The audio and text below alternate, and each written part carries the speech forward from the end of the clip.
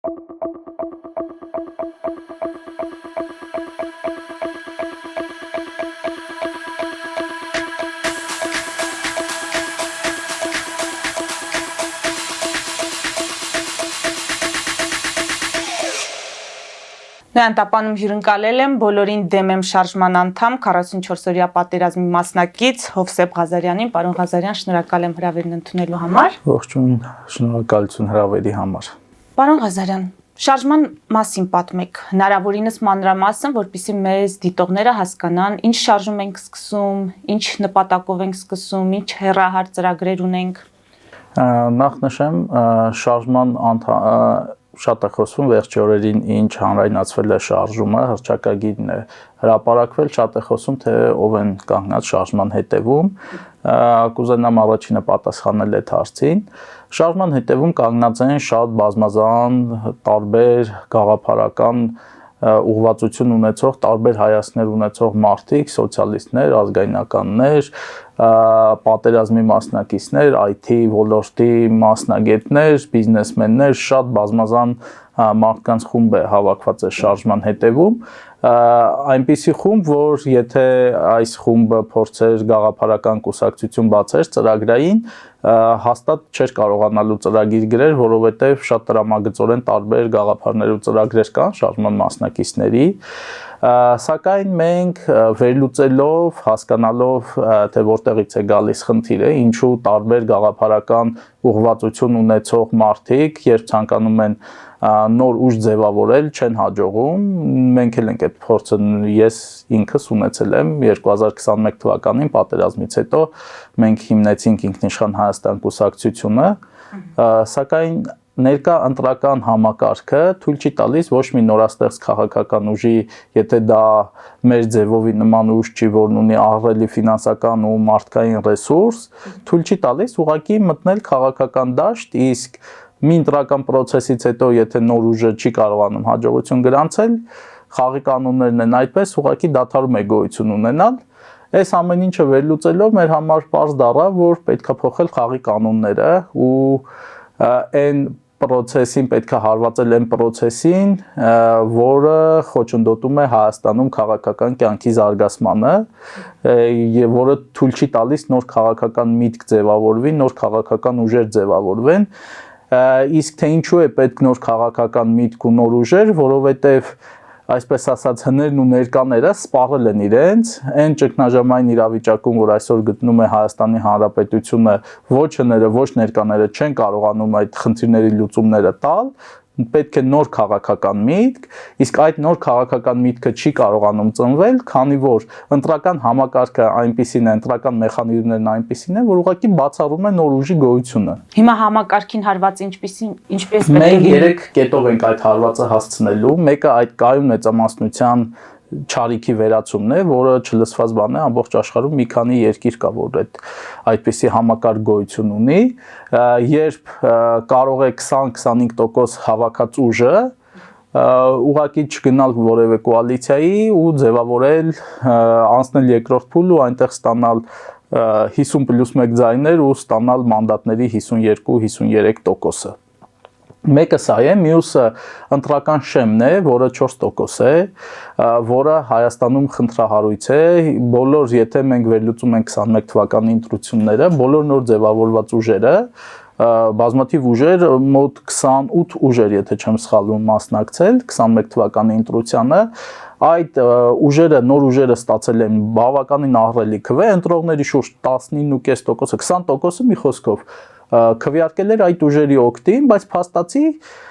Հայաստանում ընտրության եկած ընտրողների ձայների 20%-ը ուղղակի ոչ մի արտացոլում չի գտե ազգային ժողովում։ Սա այդ մի տոկոսի շեմի խնդիրն է, բազմաթիվ ուժեր 2% էին հավաքել, 3% էին հավաքել նոր ուժեր։ Եթե այդ ժամանակ շեմը լիներ 2-3%, ապա բոլոր այս ուժերը ներգրաված կլինեն, կներկայացնեն ազգային ժողովում եւ այդ 20% ընտրության մասնակցած քաղաքացիների 20%-ի ձայնը կներկայացվեր։ Հաջորդը այս խնդիրն է, որը հստակ սահմանափակում է նոր ուժերին։ Հաջորդը մենք տեսնում ենք, որ քաղաքական դաշտը Հայաստանի Հանրապետությունում պետք է ռեստարտի ենթարկվի, ու այդ ռեստարտի ենթարկվելը պետք է լինի առանց վարչական ռեսուրսի ամենաթափանցիկ ընտրությունների անցկացումը ու դրանից է բխում մեր երրորդ կետի գոյությունը, որտեղ մենք ընտրողներից խնդրում ենք քվե 100 օրյա կառավարման համար, որպեսզի մենք այս փոփոխություններն իրականացնենք, նաև ավելացնենք սկզբնական շրջանում բոլորին դեմը լինելու է որպես կուսակցություն, փետրվարի 1-ին հիմնվելու է որպես կուսակցություն, 100 օրում այս փոփոխություններն իրականացնելուց հետո լուծարվելու է, եւ ապա քվեաթերթիկ մտնելու է բոլորին դեմ եմ տողը, որին հետագայում մարդիկ քվեարկելու դեպքում ինքը մանդատը համալրվելու է, ազգային ժողով այդ ուժը անցնելու է, բայց ոչ մեկ չի ներկայացնելու, այսինքն ինքը արտահայտելու է այն մարդկանց ձայնը, ով դեմ են ներկա պահին քաղաքական դաշտում եղած բոլոր ուժերին։ Հիմա այդ նպատակով մենք ընտրողներից քվե ենք ուզում 100 օրյա կառավարման համար, 100 օր մենք ժամանակավոր կառավարություն ենք ձևավորելու, այս փոփոխություններն իրականացնելու ենք, որը թույլ է տալու նոր ձևավորված քաղաքական ուժերին ծրագրային ու գաղափարական պայքար մղել։ Հիմա եթե մենք նայենք ընտրարշավը, թե ինչ է տեղի ունենում, ուղղակի ողբալի է, որովհետև ինչ ծրագիր, ինչ գաղափար։ Բայց 100 օրում կհասցնեն ուժերը, այդ թվում նոր ուժերը ծրագրեր ու գաղափարներ կազմել, ներկայացնել։ Նոր ուժերի մեծամասնությունը, երբ որ ձևավորվել է, իրենց հիմքում ունեցել է գաղափարական ու ծրագրային դրույթներ։ Նաև այս ընտրությունները նրանք փորձում են ներկայացնել, բայց քանի որ այս ընտրությունները իշխանության ու ճակերտավոր ընդդիմության կողմից վերածվում են մեկ այլ բանի, վատի ու վատագույնի միջև ընտրության, բոլոր այս ուժերը ուղղակի քվե չեն ստանում, որովհետև ամբողջ ընտրապայքարը անցնում է մանիպուլյացիաների, ստի ու կեղծիքի դաշտում, այսպես բան ասեմ, երբ դու գնում ես բանավեճելու մեկի հետ, եթե մեկը բացառիկ ստախոս է, կարող է դեմքիդ ուղղակի սուտ խոսել, դու չես կարող ոչ մի գաղափար այդ մարդու հետ բանավիճել, որովհետև այդ մարդը ուղղակի կստի ու կանցնի առաջ։ Հիմա մեր առաջարկը դա է, ձևավորել 100 օրյա կառավարում, մեր վարչապետը պարտավոր է լինելու այդ 100 օրվա ընթացքում բացառել վարչական ռեսուրսի կիրառությունը եւ որpիսի նա նույնպես գայթակղություն չունենա այդ ռեսուրսը կիրառելու, ազդեցություն ունենալու այդ ընտրությունների վրա, նա փաստաթուղթ է ստորագրելու եւ հրաժարվելու է հետագայում 10 տարով որևիցե քաղաքական ու նշանակովի պաշտոն զբաղեցնելուց, նա պետք է գնա այդ զողողությանը, որպեսզի օբյեկտիվ ընտրություններն իրականացվեն եւ ծրագրային ու գաղափարական նոր ուժերը հնարավորություն ունենան մտնել քաղաքական դաշտ։ Հիմա այս պայմաններում երբ դուք ներկայացրեցիք, թե ինչ է կատարվում քաղաքական դաշտում, ինչպիսի մանիպուլյացիաներ են կիրառում թե ընդդիմություն, թե իշխանություն, դուք այս պայմաններում ձեր հնարավորությունները ինչպես եք գնահատում, ձեր այդ արդյունքի մեր հնարավորությունները շատ բարձր են գնահատում, քանի որ ընտրողների 50% ուղղակի չի մասնակցում ընտրություններին, ինչի, որովհետև արդեն հոգնել են, չեն տեսնում որևիցե այս ուժերին, իսկ մանր ուժերին էլ չեն գնում ընտրելու, որովհետև վախեր ունեն, որ փոշիանալու է ձայները։ Մենք հիմա այդ ընտրողներին ասում ենք, մենք լուծումը գտել ենք։ Եկեք քվեարկեք այս 3 կետերի փոփոխությունները։ Հունիսի 7-ին եկեք քվեարկեք բոլորին դեմ եմ։ Բոլորի դեմ է, որpիսի մենք փոխենք ընտրական օրենսգիրքը, փոխենք ընտրական մեխանիզմները, սահմանենք նոր խաղի կանոններ, որոնցով ձեր ուզած այլ ուժերը, գաղափարական ուժերը, որոնք մինչև այդ հնարավորություն չունեին հայտնվել ազգային ժողովում, հայտնվեն ազգային ժողովում եւ ներկայացնեն ձեր կարծիքը։ Հիմա հանրային շփումներ ունենում եք, արձագանքն ինչպիսին է։ Այո, ունենում ենք, հրապարակումից հետո բավական ակտիվ քննարկում է տեղի ունենում, այսպես ասած ստատուսային ընդդիմության կողմից շատ ագրեսիվ ու խանդի դրսևորումներ են դիտարկվում, դա էլ է հասկանալի, 5 տարի նրանք աշխատում են որպես ընդդիմություն, ազգային ժողովում կատարելով, այսպես ասած, բոքսի տանձիկի դեր, բայց իրականում ոչ մի գործունեություն չծավալելով, եթե մեկը ինձ կասի այս ընդդիմությունը այս 5 տարիների ընթացքում, երբ երկիրը այսպիսի մարտահրավերների առաջ էր, ինչ խնդիր է լուծել, ինչ հարց է լուծել, չկա այդպիսի մի հարց։ Իրանք աշխատել են այս իշխանության համար, որպես հարմար ընդդիմություն երբ ցանկացած քննադատական խոսք նրանց կողմից հնչեցվել, ուղղակի հղում է արվել ձեր նախքին լինելուն ու փոշիացվել է։ Մեր 5 տարվա այս քաղաքական դաշտը այս շրջանի մեջ է սահմանափակվել, որը պրոդուկտիվ չի,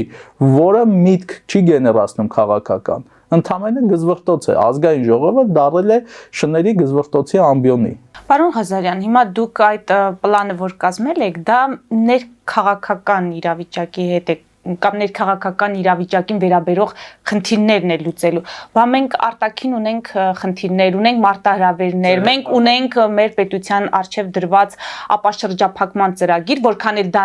Նիկոլ Փաշինյանը ասի, որ իր ծրագիրն է կամ ինքն է ձգտում, ակնհայտ է, որ մեծ խաղացողները դա դրել են տարածաշրջանի փոքր խաղացողների արչև եւ այս հարցը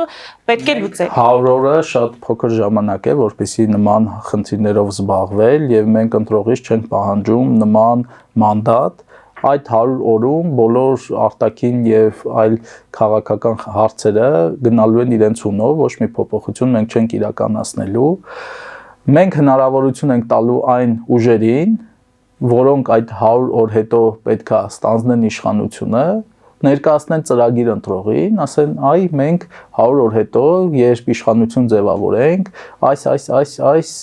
տեսլականներն ունենք, այս քայլերն ունենք։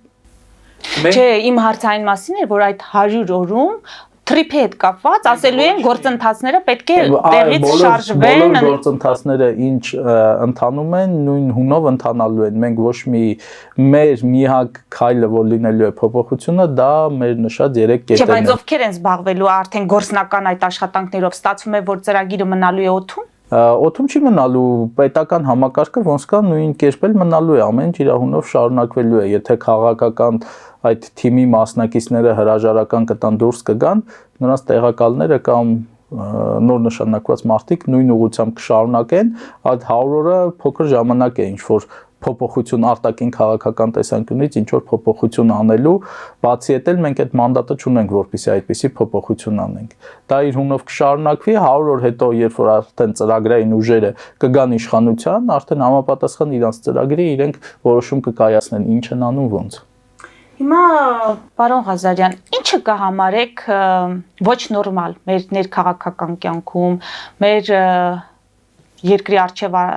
ծառացած խնդիրների առումով եւ որը դուք համարում եք առաջնահերթ լուծման կարիք ունեցող, բացի այս ընտրական համակարգի հետ կապված խնդիրները։ Հարցերը բազմաթիվ են, մեր շարժման յուրաքանչյուր անդամ ունի իր կարծիքը, մենք բայց համաձայնության ենք եկել միայն այն 3 կետերի շուրջ, ինչի մասին խոսեցի, մեզանից յուրաքանչյուրն ունի իր կարծիքը այլ խնդիրների մասին։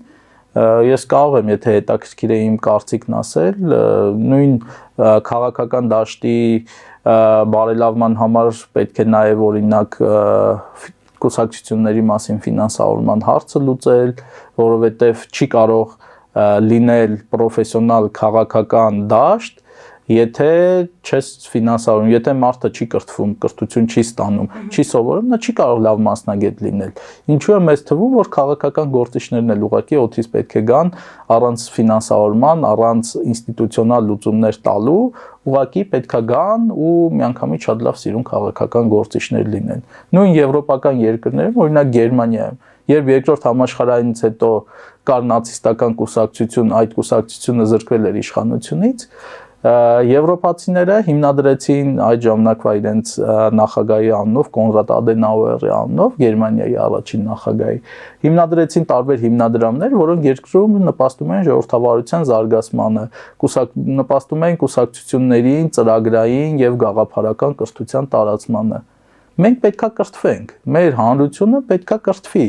ու եթե մեզ թվում է առանց կրթվելու, առանց այդ process-ների ինստիտուցիոնալ քայլերն իրականացնելու մենք ունենալու ենք առողջ քաղաքական դաշտ, չարաչար սխալվում ենք։ Մենք այս փոփոխություններով, որ առաջարկում ենք, մենք առաջի քայլն ենք իրականացնում։ Դրանից հետո կա շատ ավելի մեծ աշխատանք, որը արդեն պետք է անեն այն ուժերը, որոնք հնարավորություն են ունենալու այս քայլերից հետո գալ իշխանության։ Ֆելիչե ժամանակակից ատամնաբուժական կլինիկա։ Այստեղ հարմարավետությունն ու խնամքն առաջնային են։ Այստեղ կիրառվում են ատամնաբուժական ամենաժամանակակից տեխնոլոգիաներ, ճշգրիտ ախտորոշում, արդյունավետ բուժում նուրբ փորձառություն եւ անհատական մոտեցում։ Սկսած սովորական մանրուքներից մինչև առաջադեմ ընթացակարգեր, այստեղ դուք գտնվում եք բարձր որակավորում ունեցող եւ փորձառու ատամնաբուժական մասնագետների ձեռքերում։ Մեր բարեկամական եւ հյուրընկալ անձնակազմն այստեղ է յուրաքանչյուր այցը հաճելի դարձնելու համար։ Ֆելիչե, ձեր առողջ եւ ամենաերջանիկ շպիտը սկսվում է այստեղից։ Եկեք եւ բացահայտեք նորարարության փորձագիտության եւ կարեկցանքի կատարյալ համադրությունը։ Վաճառվում է գերմանական հնաոճ դաշնամուր 1892 թվականի արտադրության ֆոն Մուրբախ, գտնվում է գերազանց վիճակում, կինը 15000 ԱՄՆ դոլար, հեռախոսահամար 094 115 310։ Երևան փոստը Գրանադա Հյուզում, տեղեկացնում է։ Դրամական փոխանցումներ 1%-ով, օդանավով 1 պաունդը 2.99, նավով ուղարկեք մեկ արկղ, երկրորդ արկղը անվճար, ավտոմեքենաների փոխադրում անհավատալի արժեքներով,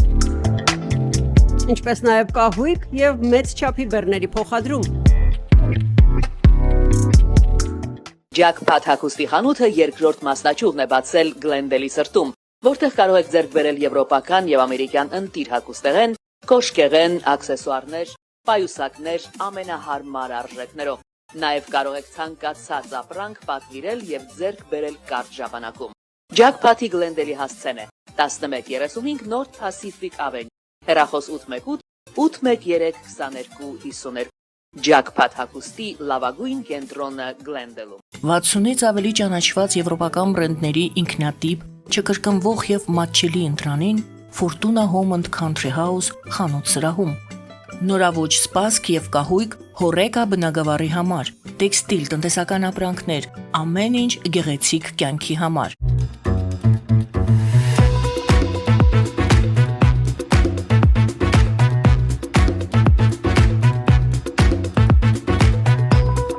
Արարատ ռեստորան, ընտանեկան եւ ընկերական ժամանցի լավագույն հասցե, սիրված արտիստներ, հյուրընկալ մթնոլորտ, հարուստ ճաշացան, անմահական խորտիկներ։ Արարատ ռեստորան, հասցեն անփոփոխ, սիրով սպասում ենք ձեզ։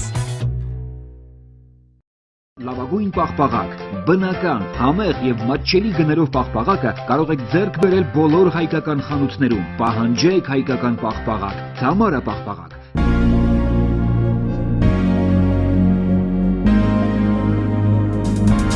Տպագրեք ձեր գիրքը Նոյան տապան տպագրատանը, ինչպես նաև թերթեր, ամսագրեր, բուկլետներ եւ այլն։ Հասցեն քաղաք Երևան, Իսահակյան 28 առաջին հարկ։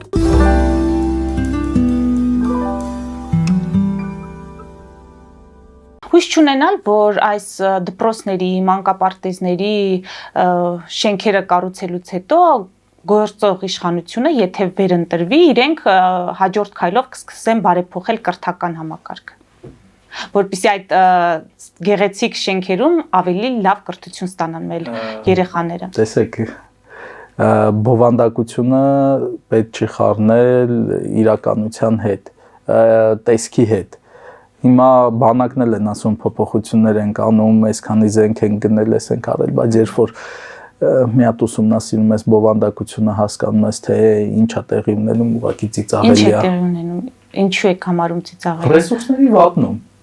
Ասում են առաջնագիծը բետոնապատում են, բայց կարող եք մտնել Google քարտեզ, տեսնել այդ բետոնապատ իրանց պաշտպանական շրջանները որտեղ են։ Առաջնագծում են, թե առաջնագծից 8 կիլոմետր հետ։ Ասում են մեր առաջնագծում կանգնած զինվորը պաշտպանված է, բազմաթիվ ընկերներ գնում են վարժական հավաքների,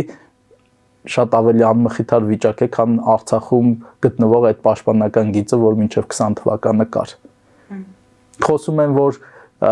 ծառայության ժամկետ են կրճատում,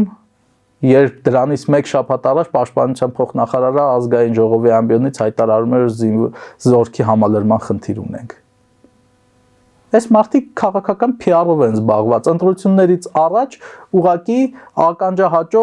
իբր բարեփոխումներ են անում, զինվորական ծառայություն են 6 ամսով կրճատում, բայց ռիսկերը, որ ավելացնում է այդ տեղից էլ քիչ զինվորների թվի նվազեցումը, ով է պատասխանատու այդ ռիսկերի համար։ Ասուլիսը լսեցիք նախարարի, հետևել եք նախարարի ասուլիսին, այդ հարցը հնչել է եւ նա պատասխանեց։ Շատ սխալ պատասխան է տվել։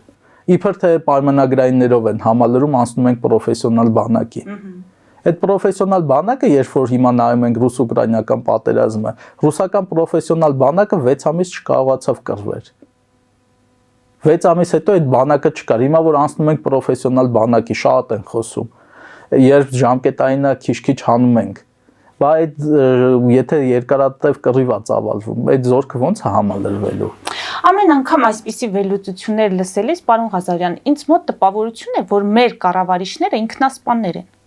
Հաշվի առնելով Արցախի հետ կատարված, արդյոք նրանք չեն հասկանում, որ քաղաքական պոպուլիստներ են։ հա, բայց երկար չեն կարող, չէ՞, այդ պոպուլիզմով Իրենք զբաղվել։ իրենց հույսը դրել են միայն նրա համար, որ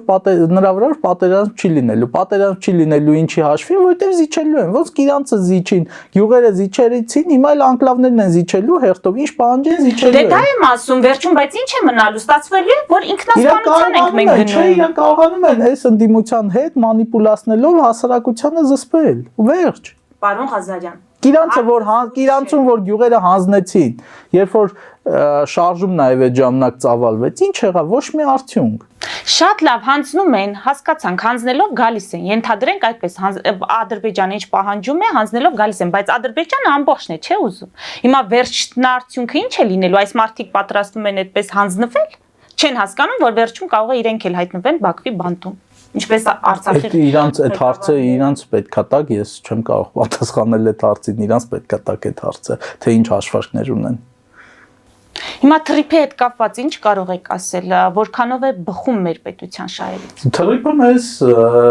պարտադրված պատերազմի սպառնալիքով, եկեք անկեղծ լինենք, նույնիսկ Նիկոլ Փաշինյանը նաև ամերիկյան վարչակազմը հայտարարեց, եթե մենք դա չանենք, ապրիլին պետքա պատերազմ լիներ, պատերազմի սպառնալիքով մեզ պարտադրված պայմանագիր է, ու քանի դու թույլ ես, քանի չունես այնպիսի բանակ, որ կարողանաս նման սպառնալիքները կանխես, դու պետքա ենթարկվես։ Այստեղ ամբողջ հարցը նրանում է, թե դու ունես քաղաքական կամք, իրականում պետություն ու բանակ հզորացնելու, թե ուղղակի գոյություն ես քաշ տալիս։ Պետություն եւ բանակ զորացնում ենք, որ նորից պատերազմենք։ Ոչ, որ չպատերազմենք, քանի դու թույլ ես,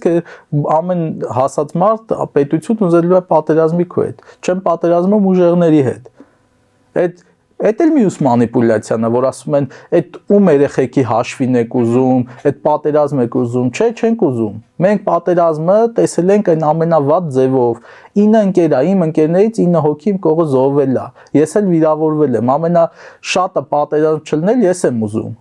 Բայց պետություն ու հայրենիք ունենալու գինը երբեմն պատերազմն է, որ պետքա տաս։ Որին պետք է առնվազն պատրաստ լինել։ Այո, ու ինչքան դու պատրաստ ես լինում այդ պատերազմին, այնքան այդ պատերազմը չի լինում։ Հիմա թրիփից առաջ մենք ունեինք այդ նոյեմբերի 9-ը։ Համեմատել թե ընդհանրապես չարժե համեմատել։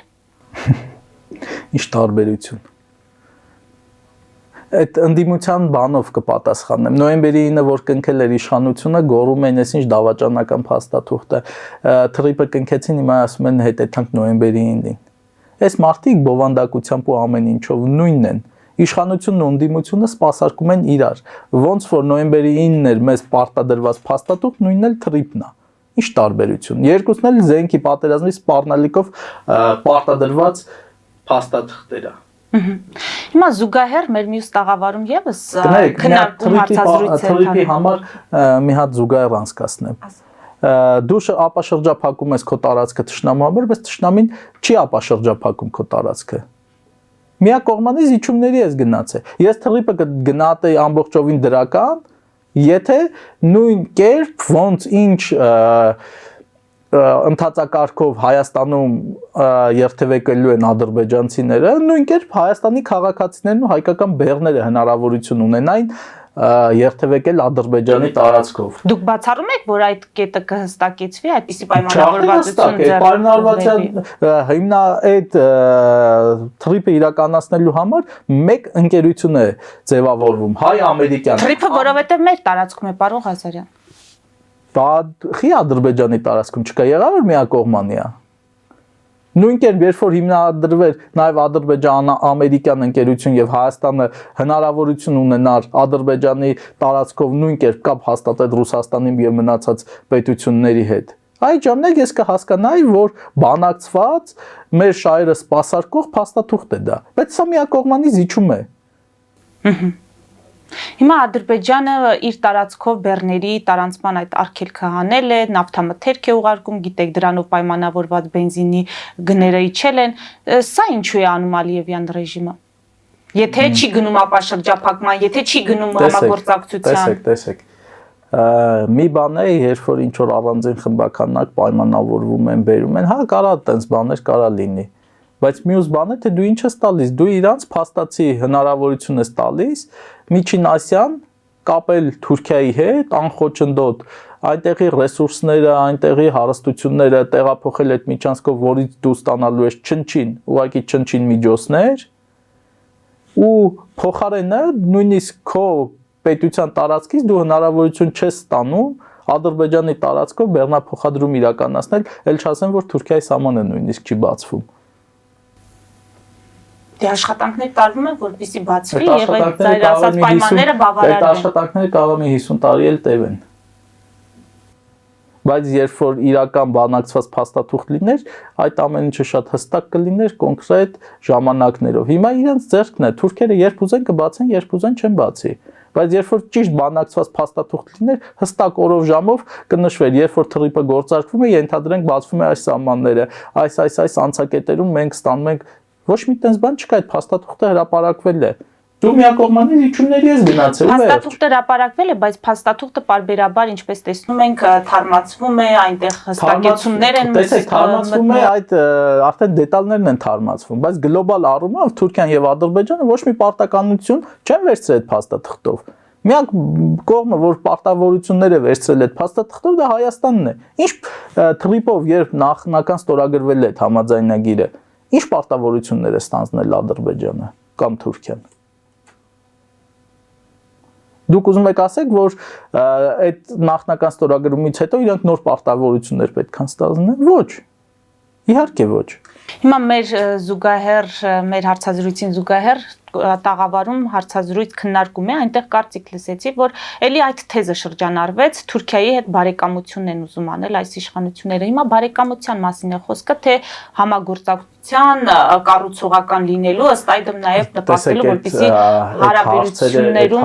կարգավորումներ իշխանությանը տակ։ Չէ, ձեր տպավորությունը դուք հիմա ապրում եք այս երկրում, տեսնում եք մեր իշխանությունը վարում է քաղաքականություն։ Ինչ քաղաքականություն է վարում։ Թուրքերին հանձնվելու, թուրքերի հետ բարեկամանալու, ինչ քաղաքականություն է վարում։ Եկեք ուղղակի փաստերով նայենք։ 20 թվականի պատերազմից հետո, երբ կնքվել է նոյեմբերի 9-ի համաձայնագիրը, որտեղ երաշխավորվում էր որ 5 տարի հետո մի հատ էլ 5 տարի երկարացնելով, մի խոսքով Արցախում պետք է հայկական բնակչություն մնար, հանգիստ ապրեր, հետո կարգավիճակ պետք է որոշվեր նրանց։ Մի խոսքով շատ տարբեր կետեր կային։ Եկեք հերթով նայենք դրանից հետո ինչ է եղել փաստերով։ Տեղի է ունեցել Հայաստանի վրա հարձակում, Հայաստանի Հանրապետության ինքնիշխան տարածքի բռնազավթում, Վարդենիսում, Ջերմուկում, Սյունիքում, տեղի է ունեցել Տավուշի գյուղերի հանձնում, այն տարածքները, որտեղ մեր վերահսկողության տակ են եղել, փոխարեն Ադրբեջանը մեզ ոչ մի մետր չի վերադարձրել, տեղի է ունեցել Արցախի հայաթափում,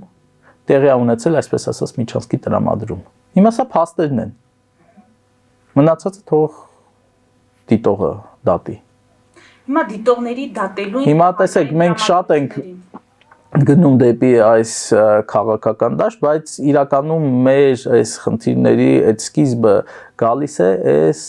ընտրական համակարգի հետ կապված խնդիրներից։ Ինչու է այս իշխանությունը մնաց իշխանության, որովհետև այդ համակարգը թույլ տվեց հների հետ, երբ որ իրենք նույն էությամբ իրարից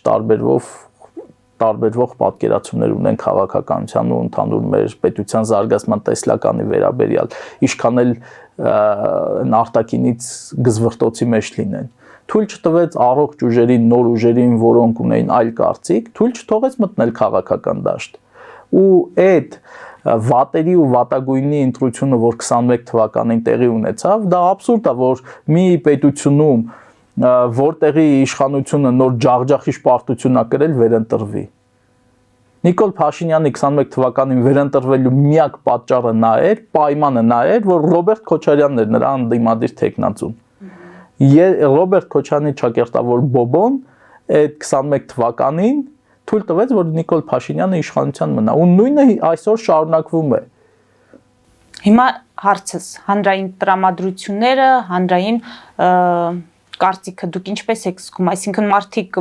մեծամասամբ կարողանում են այդպես թացը չորից տարբերել։ Մարդիկ այդ արտահայտում են բոյկոտի ձևով։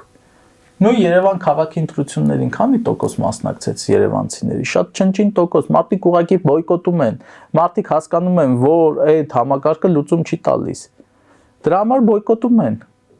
Մենք հիմա այդ բոյկոտող մարդկանց ասում ենք, որ մենք ստեղծել ենք մեխանիզմ, որ օգնեք մեզ այդ մեխանիզմը կիրառելու, այդ բոյկոտի կարիքը չի լինելու, առողջ քաղաքական դաշտի առողջացման հիմքն ենք դնելու։ Եվ չի ստացվում այնպես, որ փոքրամասնությունը կառավարի մեծամասնությանը։ Հիմա օրինակ բերեմ, Էջմիածնում վերջի թիմ ընտրությունները, ամենավերջի թիմ ընտրությունները, կա 70,000 բնակչություն։ Ընտրությանը մասնակցել է ընտրողների 45%-ը։ 45%-ը։ Այդ 45%-ից 48%-ը քվեարկելով, այսինքն 70,000 բնակչությունից 15,000-ի քվեով իշխանություն է ձևավորվել։ Սա շատ վատ ցուցանիշ է։ Սա ժողովրդավարության հետ կապ չունեցող ցուցանիշ է։ Իսկ այս իշխանությունը ամեն ինչ անում է, այս հայոյանքի, ստի, այս վատ քարոզչության միջոցներով, որպեսզի մարդիկ հիասթափվեն, չգնան տեղամաս, զզվեն բոլորից։ Շատ լավ, հիմա ամփոփելով, պարոն Ղազարյան, ամեն դեպքում որպես նաև պատերազմի մասնակից, ինչպես եք պատկերացնում Ադրբեջանի եւ Թուրքիայի հետ հարաբերությունները։ Մենք նրանց հետ պետք է շփվենք, պետք է փորձենք գործընկերություն հաստատել, թե բացարձակապես համարելու ենք թշնամիներ եւ նրանց հետ որևէ կապ չունենալ։ Այնքանով պետք է շփվենք, քանի մենք չենք ուժեղացել եւ պետքա ձգտենք խաղաղության, բայց իրական խաղաղության, երբ որ ոչ թե միակողմանի զիջումներ լինեն, այլ լինի փոխգործակցություն, երբ այդ խաղաղությունը օգուտ բերի նաեւ մեզ, որը թույլ տա Հայաստանի Հանրապետությանը զարգանալ։ Հիմա խաղաղություն չէ։ Հիմա ինչ խաղաղություն է։ Չեն կրակում սահմանի, Հետո զինվոր չի վաղն կկրակեն, հետո հաջորդ օրը Թրամփը իշխանության չի լինի, աշխարհում մի բան կփոխվի, կկրակեն։ Դե եթե այդպիսի կանխատեսմամբ գնանք, ամեն ինչ հնարավոր է։ Կարող ես այդ բաներ խոստանալ, ասել 6 ամիս, 10 ամիս, 5 տարի մի կրակեք։ Հա, կարաս, այդտաս ասես 5 տարի հետո Երևանն էլ եմ տալու, այս 5 տարին մի կրակեք։ Այստեղ այդ հարցում օբյեկտ ու սուբյեկտ լինելու խնդիր կա։ Երբ դու ընդամենը օբյեկտ ես, սուբյեկտ չես, քեզ խաղի կանոններ են թելադրում, բայց երբ որ դու բանակ ունես, ուժեղ պետություն ունես ու այդ կրակելուց առաջ մտածում են կրակեն թե չէ, ինչ հետևանքներ կունենա իր համար, դա դու դառնում ես սուբյեկտ։ Հիմա մենք ուզում ենք հարմարվենք օբյեկտի դերում, որ ամեն դրսում գործոն փոխվելուց կարող է մի հատ վզների ստան, թե ուզում ենք սուբյեկտ դառնանք, որ դրսից կախված չլինի մեր վրա կկրակեն թե չէ, Թրամփի տրամադրությունից կախված չլինի կկրակեն թե չէ։ Շատ լավ։ Իմ հակադարձությունները իրականում այնպես չէր, որ իմ տեսակետն են արտահայտում, ես բերում եմ հանրային այդ թեզերը, որոնցով փորձում են իշխանություններին կամ ընդդիմության ասածներին հակադարձել։ Շնորհակալ եմ զրույցի համար։ Ես հիշեցնեմ, որ զրուցում էի բոլորին դեմ եմ շարժման անդամ 44 օրյա պատերազմի մասնակից Հովսեփ Ղազարյանին։ Մեր ուղիղ եթերները կարող եք դիտել Patreon-ում, նաև այդ հարթակում աջակցել մեզ էկրանին երևացող QR կոդով։